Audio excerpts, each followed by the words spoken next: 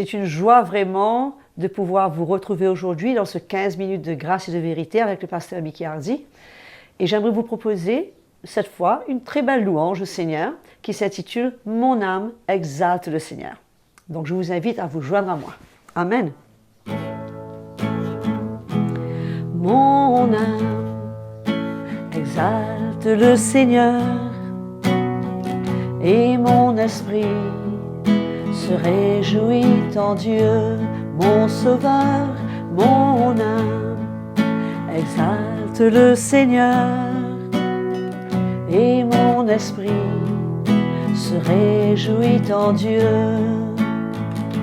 Car voici désormais toutes les générations me diront bienheureuse, parce que le Tout-Puissant a fait pour moi de grandes choses. Mon âme exalte le Seigneur. Mon âme exalte le Seigneur et mon esprit se réjouit en Dieu, mon Sauveur.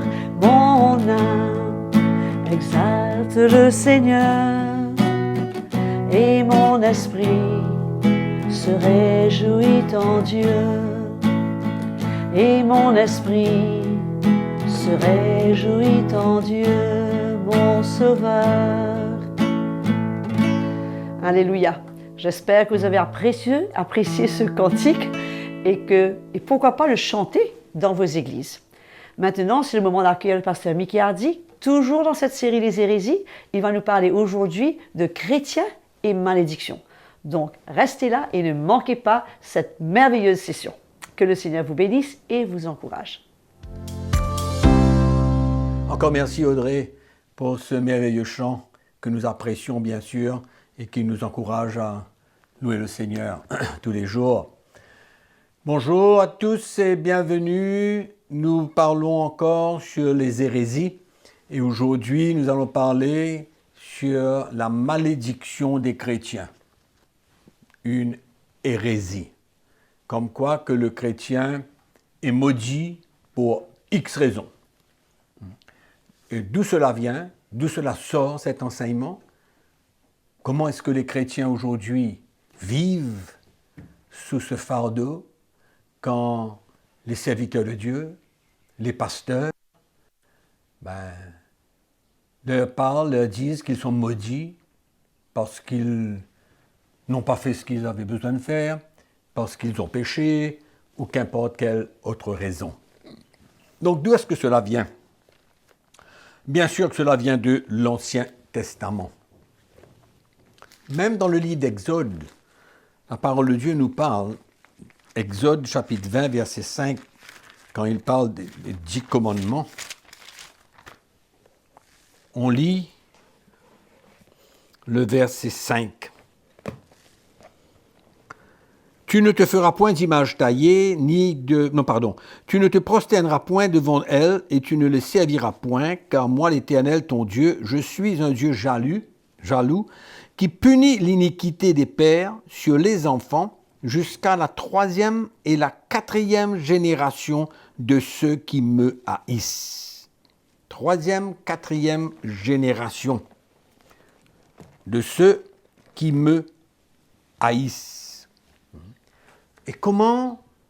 Parce que cela forme partie d'un des commandements de Dieu sous l'ancienne alliance, le chrétien aujourd'hui est souvent découragé, souvent condamné par des pasteurs, par des serviteurs de Dieu, en disant qu'ils sont maudits et souvent parce qu'ils n'emmènent pas leur dîme à la maison de Dieu, qui se trouve dans Malachie, dans l'Ancien Testament, le dernier prophète de l'Ancien Testament avant la venue de Jésus.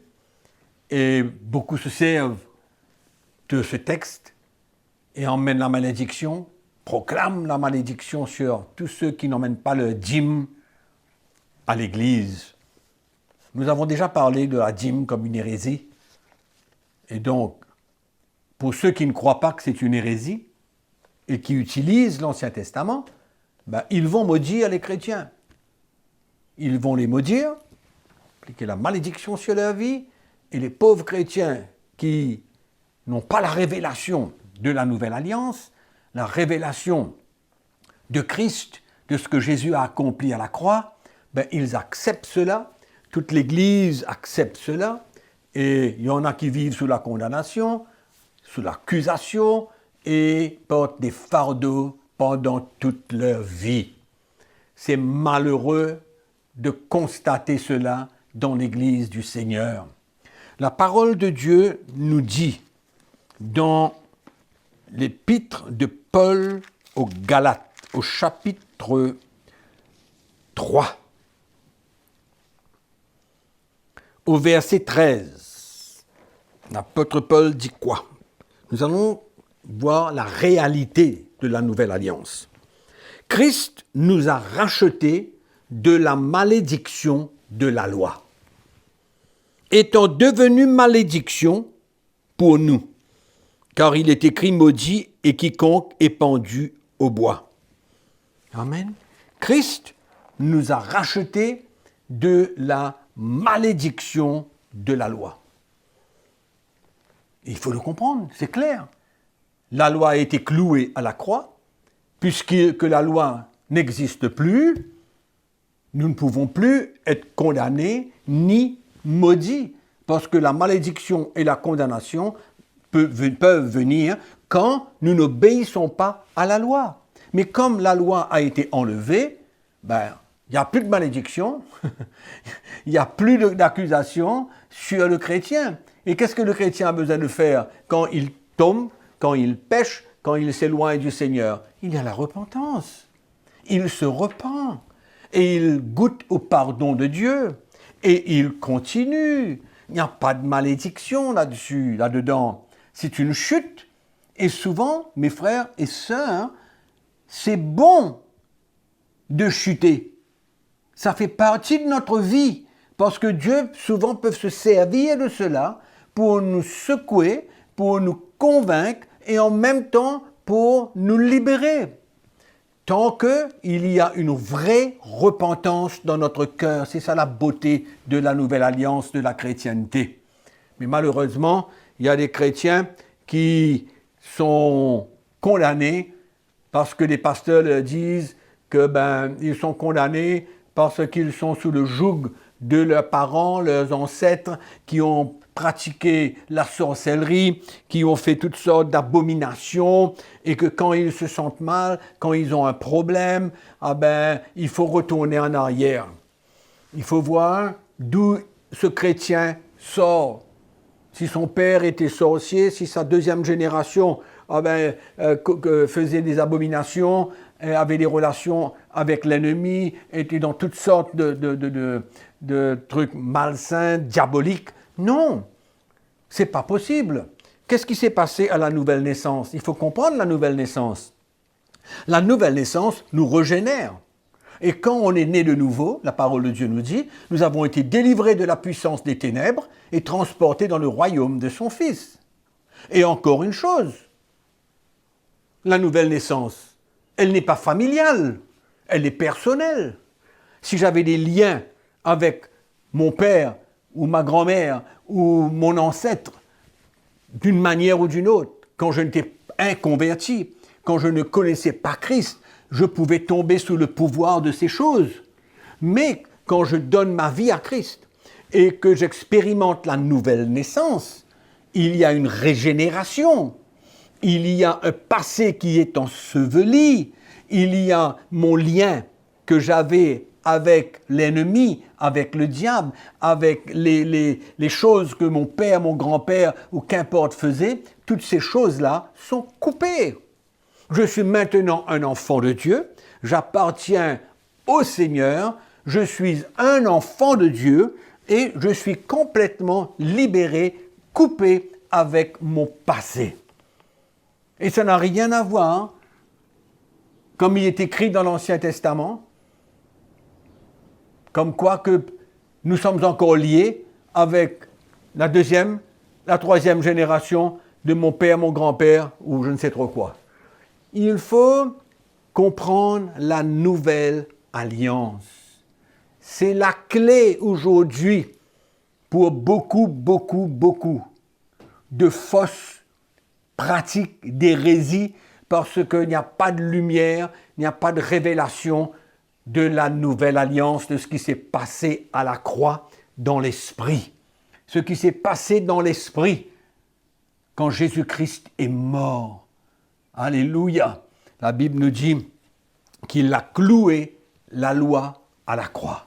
Donc c'est clair pour nous que la nouvelle naissance nous emmène à être complètement régénérés et coupés avec toute forme du passé, transportés dans le royaume de son Fils, en qui nous avons la rédemption et le pardon de nos péchés. Si seulement on pouvait comprendre la nouvelle naissance, ce miracle extraordinaire qui s'est passé. Alléluia. Donc la nouvelle naissance est une expérience personnelle. Une fois né de nouveau, je ne suis plus lié avec quoi que ce soit de mon passé si j'ai expérimenté une vraie conversion. Amen. Donc Galates chapitre 3, verset 13, je vous le rappelle, Christ nous a rachetés de la malédiction de la loi. Comment pouvoir mettre la malédiction maintenant sur les chrétiens quand Christ nous a rachetés de la malédiction de la loi? Mais ce n'est pas possible. C'est impossible. C'est encore une fois un fardeau qu'on place sur le chrétien. Encore un poids qu'on met sur lui. Comment le chrétien va s'épanouir si constamment il se rappelle son père avait mis un sort sur lui, son père avait fait quelque chose de la magie avec lui, mais finalement le chrétien, il vit dans le passé. Mais la nouvelle naissance nous coupe du passé et nous emmène dans le royaume de Dieu, en qui nous avons la rédemption et le pardon de nos péchés. Alléluia. Un miracle extraordinaire se passe. Donc n'écoutez pas ceux des pasteurs qui donnent la malédiction, qui proclament la malédiction sur les chrétiens. Malheureusement, beaucoup de chrétiens sont affectés par cela. Dernièrement même, j'ai rencontré un chrétien d'une autre église et qui est venu me voir pour me dire « Ah ben frère, je voudrais que vous priez avec moi. » Je lui ai dit « Pourquoi mon frère ?» Il me dit « Parce que j'ai fait beaucoup de choses dans le passé avec mon père, etc. Il est ceci, il est cela, donc ça peut m'affecter, donc je voudrais être libéré de cela. » Je lui ai dit « Mais est-ce que tu es vraiment né de nouveau? Est-ce que tu as eu cette expérience de la nouvelle naissance? Tu as donné ta vie à Christ? » Il me dit « Oui, j'ai donné ma vie à Christ. » Et en même temps, j'ai été baptisé. Et maintenant, je veux servir le Seigneur. Je lui dis, mais tu n'as aucun lien avec ton passé. Absolument aucun lien. Tu es une nouvelle personne. Si quelqu'un est en Christ, il y a une nouvelle création. Les choses anciennes sont passées. Toutes choses sont devenues nouvelles. Donc la malédiction contre ou dans la vie des chrétiens est une hérésie. Ne croyez pas à ces prédicateurs qui parlent de la malédiction sous la nouvelle alliance. Il n'y a pas de malédiction sous la nouvelle alliance. Amen. Nous sommes des enfants de Dieu et quand nous nous éloignons du Seigneur, nous nous repentons, nous recevons le pardon de ce péché et nous avançons. Amen. Nous devons cesser de croire que nous sommes connectés avec notre passé. Nous ne sommes plus connectés avec notre passé. Maintenant, c'est une nouvelle vie et nous avons besoin de prendre notre croix et de suivre le Seigneur et nous verrons que nous allons nous épanouir, nous allons progresser et nous allons être libres. Amen. Donc, je vous remercie encore et je suis sûr que vous avez été encouragés, éclairés et nous vous reverrons la prochaine fois. Entre-temps, n'oubliez pas, on vous aime. N'est-ce pas merveilleux, mes frères et sœurs, de réaliser que nous ne sommes pas sous aucune malédiction, mais qu'au contraire, Jésus nous a libérés complètement de toutes ces choses. C'est pour cela que c'est tellement important, une fois de plus je vous le dis, d'être fidèle à ce 15 minutes de grâce et de vérité et de recevoir toute cette lumière qui vient à notre cœur. Dans cette série Toujours les hérésies, le pasteur Mickey Hardy va venir vers nous avec un nouveau message. Cette fois, il va nous parler de cette attitude du chrétien qui se prend souvent pour être comme un petit Dieu. Il croit il peut tout, il est arrogant et c'est tellement important pour nous d'entendre le cœur du Seigneur sur ce thème. Donc, ne manquez surtout pas ce prochain épisode. Soyez fidèles et soyez bénis.